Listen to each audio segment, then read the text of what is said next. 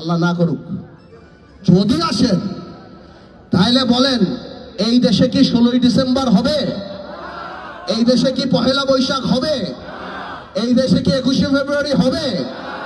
এই দেশে কি কোনোভাবেও দুর্গাপূজা হবে?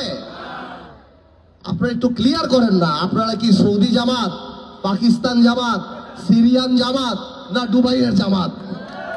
আমরা জানতে চাই আমাদের মা বোনেরা যে বিকালবেলায় হাঁটে, আমাদের যে সামাজিক কিছু টলারেন্স আছে, সহ্য ক্ষমতা, পাশের বাড়িতে গান বাজতেছে, একটা হলুদের অনুষ্ঠান, একটা এই একটা সেই, সেসব সামাজিক জিনিসপত্র কি আমরা করতে পারবো?